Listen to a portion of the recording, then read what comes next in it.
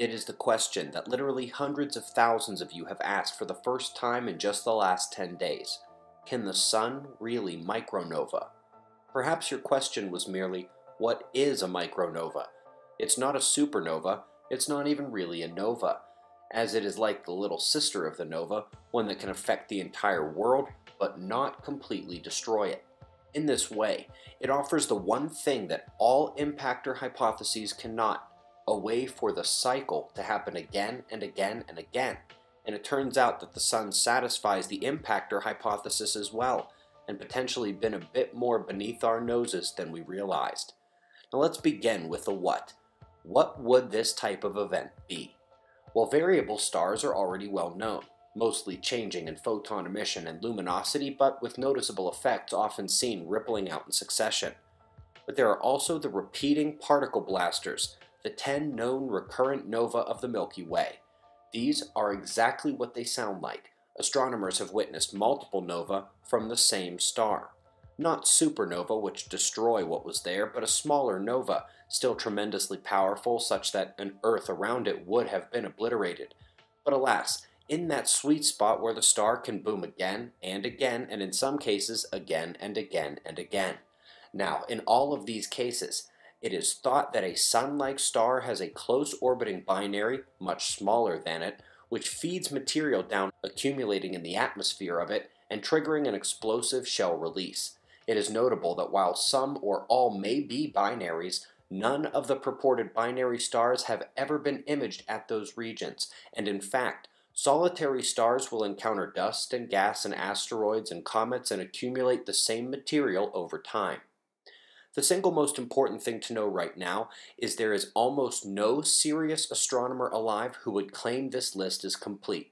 They fully expect to see some of the nova they have cataloged in the last century show up once again and make this list, and way more importantly, they know there are almost certainly those with extremely long cycle times that we have not even seen go boom once in the time of astronomical science, which really only goes back about 100 years for these types of events, and which could completely miss a cycle of hundreds or thousands of years, even if it's right in our backyard.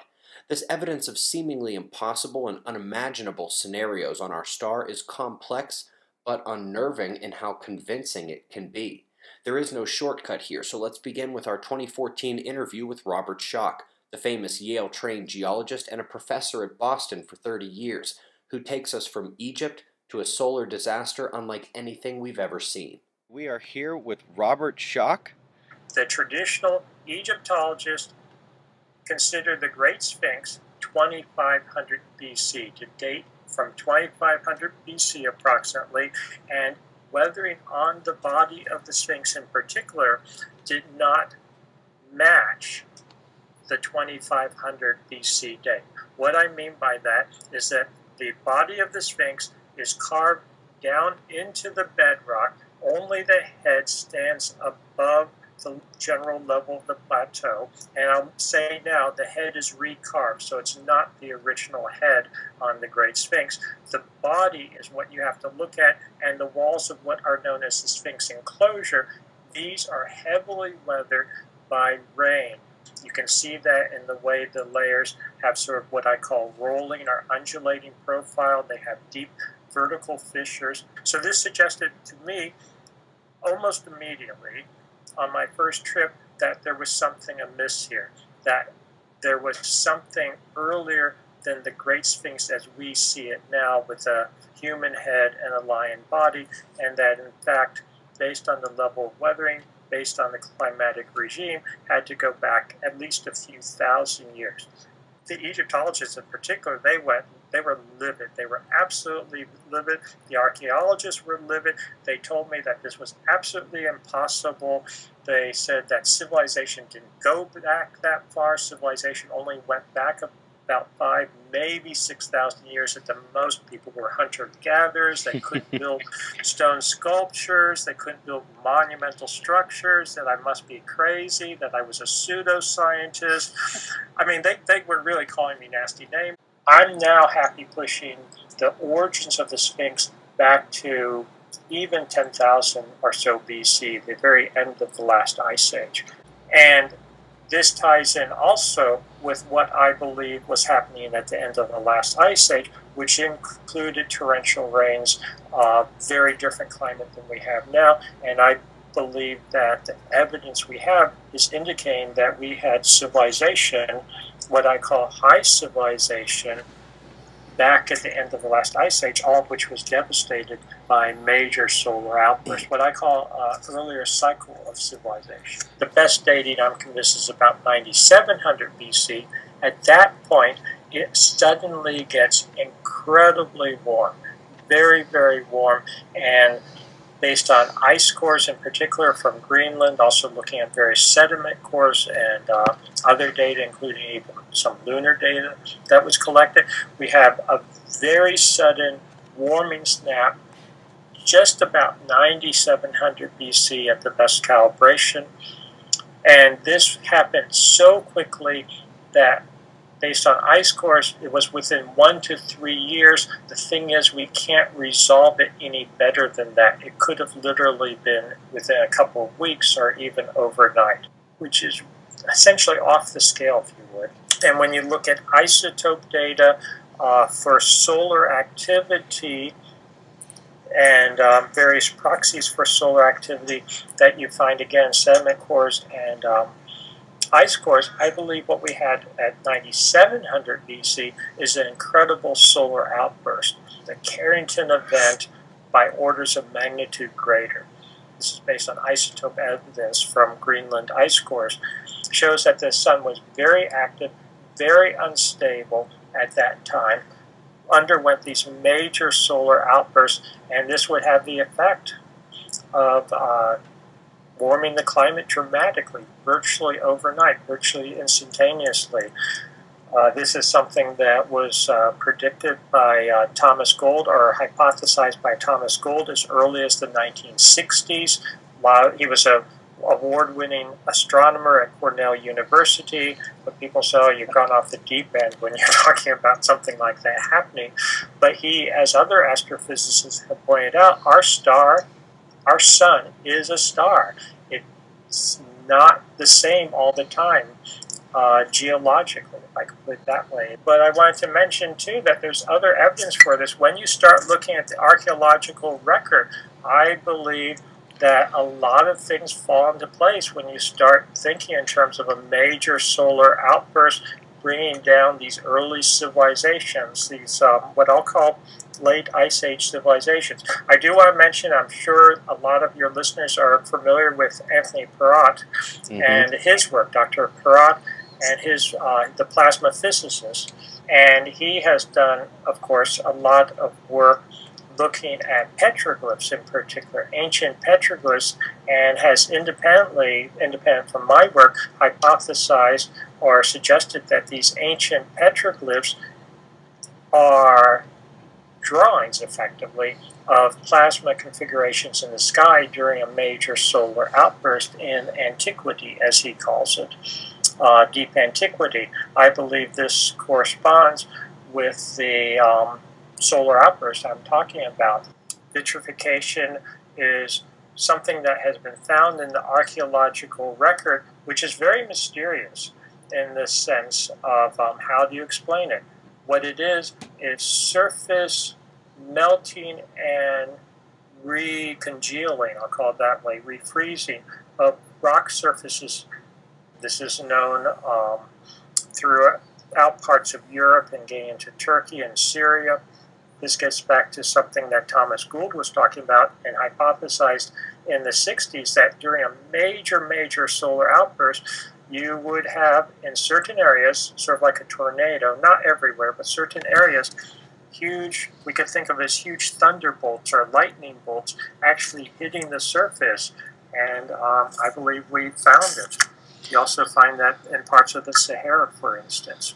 Most people probably are familiar with one thing from Plato, if they know anything about Plato, and that is the story of Atlantis. He is very clear about the chronology.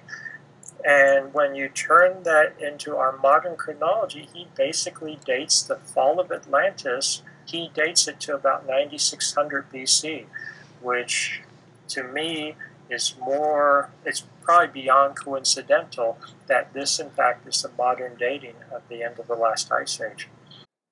This is an animation inside one of those variable stars I mentioned. Essentially, the concept of variable stellar activity is not a new one. Just think about the sunspot cycle. But here we require the extending of the scales to the extremes, and luckily just requiring so at the extremes of a long cycle. Let's begin this examination with the wildest claim made so far today, that a solar micronova could actually act like the impactor scenario and give us all that evidence like a comet or asteroid impact would. We heard a little bit of this from Robert Schoch, and we'll hit this once now and again in the remaining evidence. But first, it is thought that nearly the whole sun's shell is blasted outward, ending up making a solar system that looks like this. But forget the model, because we now have the best imaged recurring nova, and it's what they think they would see if they could see them all this well. This rapidly cycling nova has produced a debris field of densely compacted blobs spread over an area 1 light year across. These are the remnants of not only 6 such recurring nova at this star, the ones we've seen, but all of the ones that came before. NASA describes it as a shotgun blast debris. They expect there to be pieces the size of megaplanets to the size of dust, which is why the fully realized debris field looks like this. According to the evidence, any planets in orbit would have been blasted like a shotgun of heavy material, the heavier elements too, like carbon, iron, lithium, and more. Let's go next to the fact that cycles appear to be the name of the game. The cyclical nature presents problems for one-time events like an impactor. Yes, we could be entering a stream of impactors every 12,000 years, but is that more likely to produce that narrow sweet spot of global disaster but not total annihilation? Or does a solar clock cycle make more sense for something that needs to be repeatable? I want to look at Douglas Volt right now because not only does he prefer the cycle like many other great researchers in the field, but also because he, like Schoch, and like many of our ancestors, like the sun as the culprit. And nobody has ever put that version of this story together like he has. His name should be with Velikovsky, Hapgood, and others, if not above them. His books are ungodly more cited than the selectivity I will agree was needed for his free YouTube videos, but you don't need the hundreds of citations in those books to get the picture. He communicates it well. The cycle of 12,000 years is evident at least 6 times in the organic material carbon dating. 12,000, 24,000, 36,000, 48,000, 60,000, and 72,000 years ago, which implicates slow geological crawl, punctuated by horrific extinction every 12,000 years. But these cycles can also be found in non-glacial evidence in the rock strata and in the volcanic outflows as well. He describes what many others have described, the surprise findings of glacial carvings on now equatorial lands from just the last few cycles. And we know the whole Earth didn't get that cold, so those areas weren't at the equator when it happened. Now, while he gives you tons of citations, and I know there are some of you who geek out on that, I want to go another direction with this specific line of evidence. I can tell you as the grandson of 2 veterans of foreign wars that the stories passed down in that realm are not like Santa or bedtime stories. You know they are real because Grandma and Mom are often scolding Grandpa, and Grandpa is responding that they need to hear this or they need to know how it really was, and you can see it in their faces, even as a child. This, I'm sure, was the case with young Ken White, as his father, Major Maynard E. White, commander of Project Nanook, told him stories of the first men to battle the North Pole by air. The stories are the basis for his book, World in Peril. After about 100 pages of everything there is to know about just how much it stinks to be stuck up in the Arctic flying airplanes and how scary the Soviet threat was at the time, not to mention negative 50 degrees Fahrenheit, you get an almost out-of-place 4 chapters sandwiched in the middle of the book that have almost nothing to do with what comes before or after, except it was Major White's squadron that did it, and which really test your belief in the stories passed down from soldier to child. At least that would be the case if not for all the corroborating evidence. The following parts that are not from known science works are direct communications from Major White to his son, Ken, mostly about the secret meetings at the Pentagon. It is up to us to decide for ourselves if we believe the son's testimony. After laying out how they were presented the various lines of evidence for catastrophe that punctuates the slow crawl of geology, from preserved trees at high latitude that must have lived their lives at the equator, The same can be found in Antarctica, along with a coal seam that must have come from an enormous forest continent, and of course the dead animals, the boneyards. And then the conclusions found at the site, and then after consideration at the Pentagon.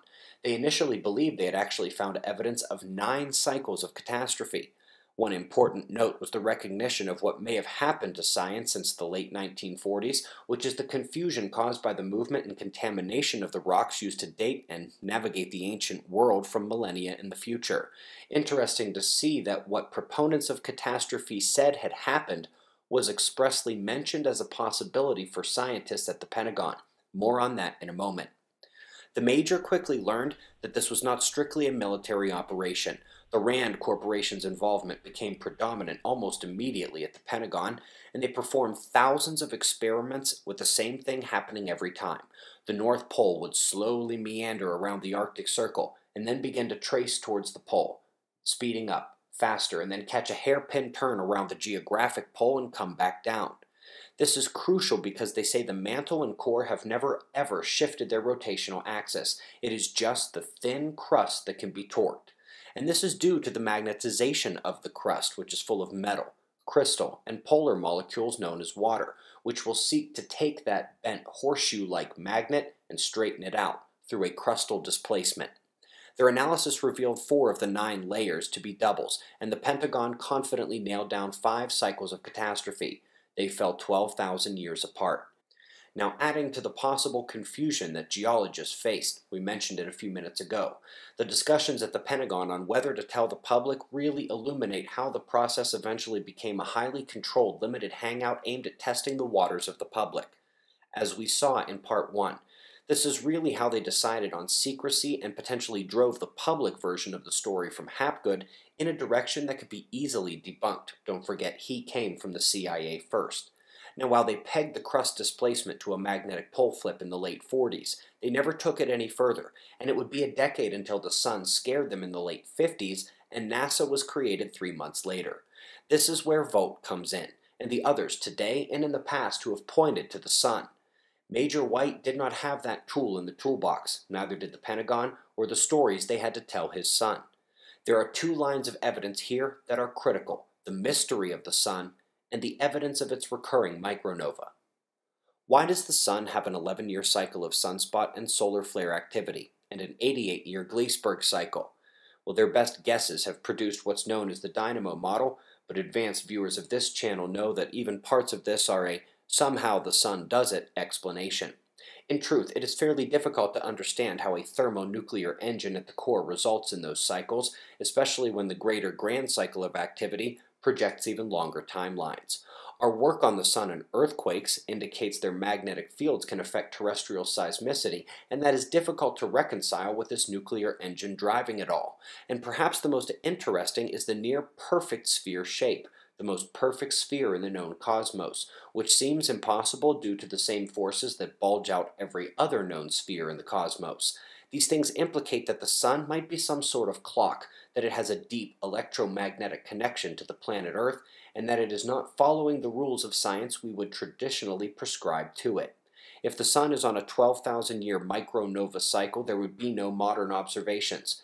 But our ancestors would have had to do something crazy like claim the sun was responsible for disaster. Wink. Vogt is the only person I have ever heard discuss the dark periods and light travel time to Earth in the stellar records, and the only one I've ever heard look at naturally produced glass beads on the moon with fission tracks and recognize that the scientists were saying something without saying it publicly in the journals.